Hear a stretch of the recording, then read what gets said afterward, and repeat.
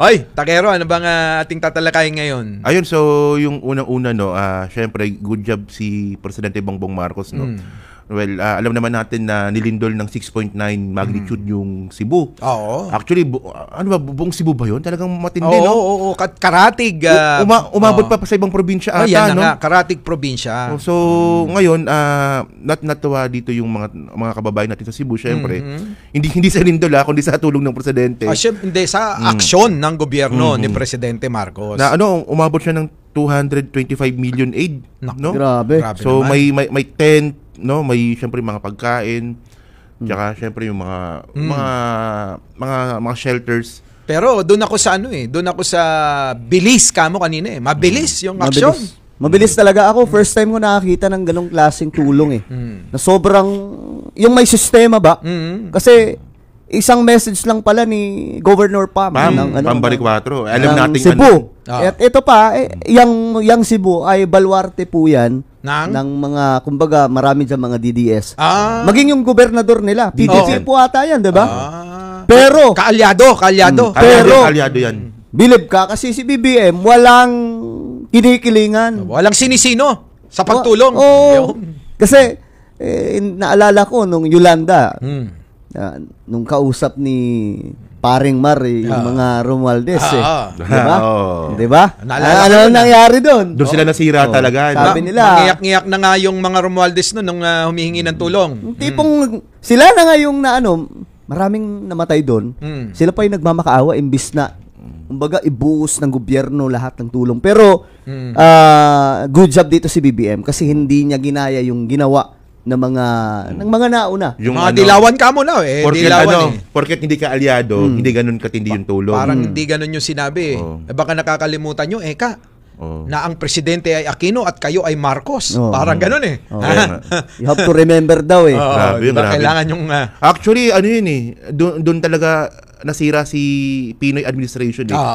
Isa yan. Isa yan kung bakit natalo si Marrojas. Ngayon nga, hindi matanggap ng mga DDS ang alin na si BBM may malaking tulong. Ang bilis ang responde. Pagkatapos ng lindol, ang sabi ni Governor Pam, nag-message lang siya kay BBM, then ang bilis ng responde. Kaya yung mga mayor doon sa Cebu, nagpasalamat sila kay Pangulong Bongbong Marcos kasi yung may mga ilaw na daw na dumating agad. May tubig pa nga supply. Kompleto na agad. Pero iba yung nakikita ng mga Duterte kulto eh. Kasi, sorry. Duterte fanatics pala. Kasi, si yung babaeng umiyak sa Congress, sabi niya, nauna pa rin si Sara doon. Tapos excited na kung makita na si Sara maging presidente. Kilala niyo na siguro kung sino yun. Malaman nakita mo na kung sino yun. Basta vlogger yun. Vlogger yun na babae. Umiyak. Iyakin. Wala. Pagka iyakin Tapos umaamin na may kasalanan. Umaamin pa. Walang kredibilidad pagka ganun. So, hindi kasi yung point doon, no, di ba? Pati ba naman kasi pinupolitika pa, kung tutuusin. Kasi tayo, ang inaabangan natin dito, yung tulong ni PBBM. Kung maaari nga, huwag natin politikahin yan eh. Correct. Pero sila kasi nauuna na naman eh. Hindi, ang problema kasi, nangyayari, inuuna nila yung mga lumang mga video. Yan, mga fake news pala, di ba? Nagbebenta daw si BBM ng 20 pesos na bigas. Yung iba nga, nandoon na raw si habang lumilindol, nandoon na daw si Sara, nagtutulong-tulong. Biruin mo, habang lumilindol, nandoon na agad. Ang bilis, Diba? Yung pala, yung video, mga kababayan ko mga insan maikli pa yung buhok ni Sara doon. Lastik na. Magaling talaga sila. Kaya nga lang, nabibisto pa rin. Kita mo, yung 20 pesos na bigas daw, nagbebenta daw si BBM. Kinuha nila yung mga picture ng mga dati pa, doon sa Cebu. Tapos, pinalabas sila doon na nagbebenta daw si BBM ng 20 pesos na bigas. Anak ng tokwa, di ba sila nahihiya? Sa mga Cebuano, sa kanilang ginagawa. Ngayon, anong nangyari? Walang direktang pambabara, pero parang ganun na din. Kasi nagsalita yung mga mayor doon sa Cebu. At maging si Governor. Yes. Nagpasalamat sila. Mga Duterte supporter yan pero nagpasalamat sila. Anong sabi?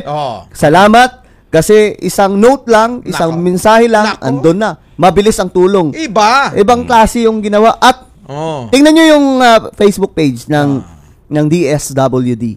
Makikita nyo doon yung Santa Makmak. PCSO. Napasaludo. Ibig mo sabihin napasaludo yung mga taga Cebu kay Pangulong Bongbong at sa kanyang mga kawani. Nako. So, Ito So good job dito yung PCSO. Ay, siyempre. Mel Robles. Mismo. DSWD. Nako. Tsaka Rex si PBBM. Gatchalian. Rex Gatchalian tsaka si PBBM. At saka isama mo na si Vince Dizon. Nando doon din. Buong persa talaga ng gobyerno. Alaga, no? Grabe. Itong kalamidad ngayon na nangyayari sa Pilipinas, marami to Kasi yung Masbate, nadaanan din ng bagyo. Malala, wala pa. Ewan ko kung may kuryente na sila ngayon. Marami ang nasalanta, pero nadagdagan pa po nitong sa Cebu. At nakakalungkot yung pangyayari. Nagkasunod-sunod no? Buti na lang, ang presidente natin, si BBM. Oo. Kasi kung hindi si BBM ang presidente, napanood ko yung kung paano si BBM magbigay ng direktiba doon sa Cebu. Ngayon sabi ni BBM sa mga mayor, baka may kailangan pa kayo. Naku, sabihin nyo kaagad ngayon para magawa natin ng Galing. Wala nang, hindi na kailangan dumaan pa doon sa DILG secretary. Naalala ko dati, bago makarating kay Pinoy, dadaan pa kay Marrojas Ito naman. Kung nung si Digong, bago makarating kay Digong wala na panis na lahat Kita mo? Ano sabi ni Digong? Hintayin muna nating humupa yung tubig bago tayo pumunta. Merong ganun Hintayin muna natin na may madadaanan at malinis ang kalsada bago tayo pumunta. Di ba? Ganun yung response Ngayon sinisili po yung Office of the Vice President to Facebook page. May ginawa naman pala si Sara. Ito, nagpalugaw. Lugaw. Tapos ka muna! Hindi, nakakatawa dito. Hindi, okay lang yung palugaw. Okay lang yun Pero may nakita kasi akong may listahan pa. Ay, seryoso? May palista pa? May palista may palista? May palista? Diba? Lugaw na nga lang, may palista pa. Teka muna, tsaka meron ako sasabihin dyan kasi alam nyo, talagang damutakte ang mga basher ni ni Nanay Lenny. Nung araw na nagpapalugaw. Oo. Di ba kayong mga DDS, kasama ka doon. Kasama tayo sa nambabay. Kayong mga DDS, wala kayong ginawa kundi punahin, kundi kantsawan, kundi i-bash si Nanay Lenny noon. Yung pala gagawin din pala ni Sara Wala talaga. Wala rin talagang originality. Baka naman dati nilalamutak. At least ako, hindi tayo masyadong dyan. 'Di ba? Kahit paano nakita nyo naman, supporter pa rin tayo ng gobyerno. Siyempre. Sila, kita nyo yung mga iba dyan. Dati binabanat-banatan si Lenny dahil sa lugaw. No, ngayon, ginawa din. Baka banatan din nila yan, Hindi, paano nila i-debunk yan? Ginawa ni Lenny, tapos ginawa din ganun kasi talaga pag kapag yung budget mo talaga maliit, talagang limited din talaga siguro, yung tutulong mo. Baka yung budget naubos ka mo, hindi pa dumarating. Naubos sa ibang bansa. Nagamit na nga sa dahig yung budget. So ano pang tutulong mo lalo? Kasi tandaan natin magkano lang budget ni Sara nung nakaraan. 800 million lang ata. Wala ka rin naman nababalitaan na ginagawa. Wala ka rin naman nababalitaan tinutulungan. Pero meron ka nababalitaan na laging nasa ibang bansa at dala-dala yung buong entourage niya. Ibig ko sabihin, yung kanyang mga bodyguard, alalay, muchacha, di ba? Natawa ako doon yung papasok si Sara doon sa mismong venue, nakaikot yung security. Yun na nga, wala naman tao. Ayun. Grabe, di ba? Pero nakakatuwa talaga yung ginawa ngayon ni Vivian doon sa Cebu. Kasi hindi po biro yung ganun. Yanig po sila ng, sabi nga, isarado na daw, 0.7 or 7.0 magnitude na lakas ng lindol at ang kawawa po talaga yung kanilang kalagayan at kung mayroon tayong weak leader, talagang mas lalong kawawa sila. Pero hindi.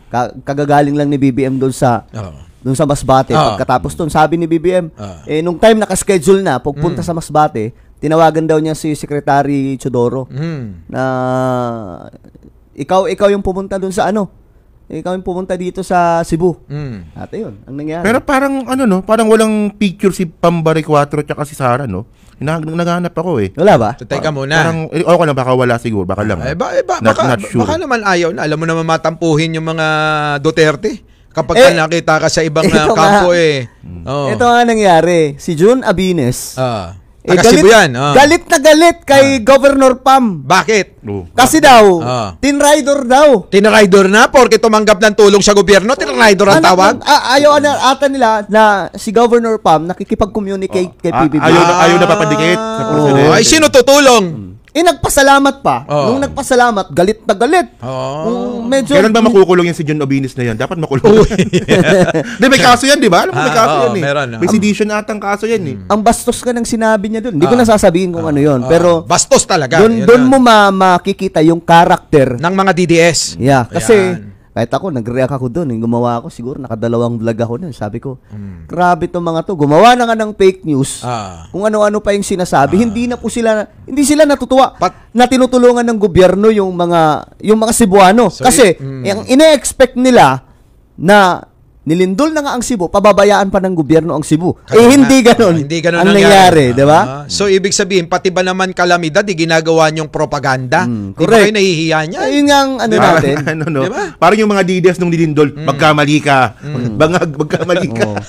Parang yun yung ano nila, para silang... Ayun yung inaabangan nila eh. yung prayer nila... Magkamali ka, ganyan. Yung prayer nila, malugmok ang Pilipinas. Yung malugmok sana yung Pilipinas para makita ng mga tao na weak leader talaga si BBM. Kaso hindi nga yun ang nangyayari. Lalong tulad ngayon, no? Daming mga kinakasuhan. Hindi lang puro imbestiga, kundi nagkakaroon ng kaso yung mga tao na sisilipan ng anomalya.